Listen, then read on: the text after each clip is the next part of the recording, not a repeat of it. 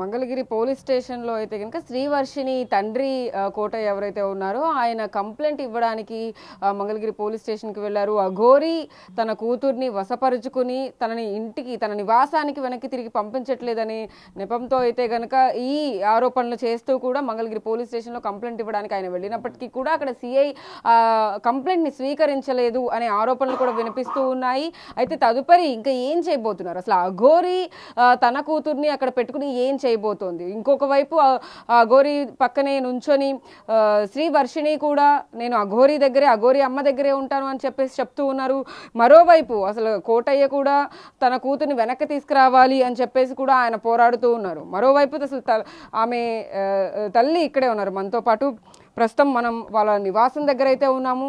అసలు శ్రీవర్షినికి ఏమైంది, ఎందుకు వెళ్ళిపోవాల్సి వచ్చింది ఏంటి అని ఆవిడ మాటలోనే అడిగి తెలుసుకుందాం. అమ్మా, ఏంటి శ్రీవర్షిని అసలు ఎలా ఉండేవాళ్ళు, ఏంటి అఘోరి దగ్గరికి ఎందుకు వెళ్ళిపోవాల్సి వచ్చింది? మాతో అంత బాగానే ఉందండి. మేము అఘోరి దగ్గరికి వెళ్తాం మేము ఇష్టపడతలేదు.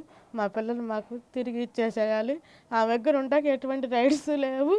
ఆ పిల్ల అంటే నేను మేజర్ని, నా ఇష్టం అని మాకు ఎదురు తిరిగి దొంగచాటుకి వెళ్ళిపోయింది. తిరణాలని అంటే 4 రోజుల క్రితం నేను 120 రూపాయలు ఇవ్వటం జరిగింది. ఇచ్చిన 4 రోజులకి ఆ పిల్ల డబ్బులు దాచుకుంది కావాల్సి నాకైతే తెలియదు. నెపమంతా నా మీద వేసి 120 రూపాయలు ఇచ్చి నువ్వే పంపామంటే కుటుంబ సభ్యులు అంతా నన్ను కొట్టారు, నన్ను తిట్టారు. ఒంటరిగా నువ్వు వెళ్ళిపోవాలని కూడా అంటున్నారు. అంటే మీ సపోర్ట్ కూడా ఉంది, సపోర్ట్ లేదు. అఘోరి దగ్గరికి వెళ్ళటానికి ఎటువంటి సపోర్ట్ లేదు. అఘోరి దగ్గర నుంచి పిల్లలు మా దగ్గరికి చేర్చాలని మీకు విన్నవించుకున్నా. అసలు అఘోరి ప్రవర్తన ఎలా ఉండేది? ఇంట్లో 6 రోజుల పాటు తను వచ్చి ఉన్నారు అని చెప్పేసి అని అంటున్నారు. ఒక గదిలో కూడా శ్రీవర్షిని తీసుకెళ్లి మంత్రాలు వేయడం కానీ పూజలు చేయడం కానీ చేపించి నేర్పించారని చెప్పేసి కూడా ఆరోపిస్తూ ఉన్నారు. ఏంటండి? అవునండి, పిల్లలు బలవంతం చేసి ఏదో వశీకరణ చేసిందని మాకు అనుమానం ఉంది. మేము కేరళ విష్ణుమాయ టెంపుల్కి వెళ్దామని మేము అపార్ట్మెంట్ తీసుకున్నాము. నా ఇష్ట ప్రకారం నేను వెళ్తానంటే మాకు 2 నెలలు టైం ఇవ్వమని పోలీసు వారు నిర్ణయించి మేము లెటర్ రాసాము. కృష్ణలంక పోలీస్ స్టేషన్కి వెళ్తే అక్కడ చెల్లదు, ఇక్కడ మంగళగిరికి రావాలని వాళ్ళు చెబితే మంగళగిరిలో అక్కడ మా ఫ్యామిలీ మొత్తం వెళితే అక్కడే అడ్డం తిరిగి నా ఇష్టం నేను వెళ్ళిపోతాను, ఈ పిల్ల మందు ప్రభావం ఇలా మాట్లాడుతుందని మేము ఇంటికి తీసుకొచ్చి రేపు తెల్లవారు నేను కాపలా కాశానండి. మధ్యాహ్నం అన్నం తిని అమ్మ నేను ఇక్కడే గుడ్లు ఈడే ఉండి మేము ఇక అటు పని చేసుకుంటుంటే ఇక ఆ పిల్ల వెళ్ళిపోయిందండి. అంటే ఏం చెప్పలేదా ఎక్కడికి వెళ్తున్నాం ఏంటని చెప్పి? ఏంటి అసలు మాకు చెప్పలేదండి. ఆ బ్యాగులు అవన్నీ మరి యాడ్ దాచుకుందో ఏంటి ఇవన్నీ చెక్ చేసామండి. మరి మరి ఎట్లానో మరి ప్లాన్ ప్రకారం ఆ పిల్ల వెళ్ళిపోయిందండి. మా పిల్లలు మాకు మళ్ళీ తీసుకురావాలి. ఫోన్ చేసి మాట్లాడారా వర్షినితో? ఏమైనా ఎందుకమ్మా వెనక్కి వచ్చేసాయి, అఘోరితో ఎందుకు ఉంటున్నావు అని చెప్పేసి అడిగారు? అంతకు ముందు నిమిత్తమే ఆ పిల్ల ఫోను నా ఫోను బ్యాన్ చేసేసారు వారం క్రితమే. నేను అమ్మాయికి ఏమైనా సపోర్ట్ చేస్తానేమో అనుమానంతో పిల్లలు నా పిల్ల ఫోన్ లాగేసుకున్నారు. మాకు ఎటువంటి ఫోన్ల కనెక్షన్ కూడా ఏమీ లేవండి.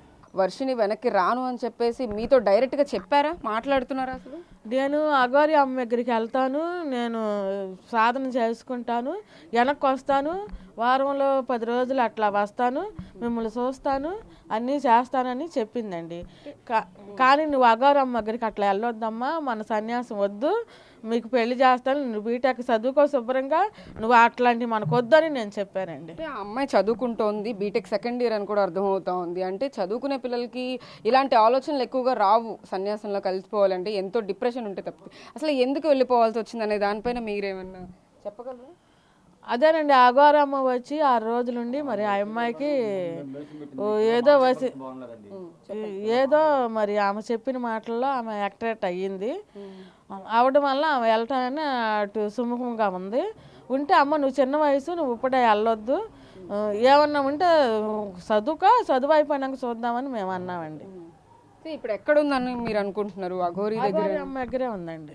అఘోరి అమ్మ దగ్గరే ఉంది. ఆమె మళ్ళీ మాకు వెనక్కి తీసుకురావాలి, మా పిల్లలు మాకు అప్పచెప్పాలి. మాకు ఆమె దగ్గర ఉంటాకి మాకు అసలు శ్రీవర్షిని ఏమైనా డబ్బులు పంపిస్తూ ఉంటారా ఫైనాన్షియల్గా ఇంటికి? అంటే ఎంతో మాకు అసలు ఎటువంటి రూపాయి మేము ఎక్కడే ఏది రూపాయి ఎరగమండి. అసలు వెళ్ళిందే పాపం అన్నండి.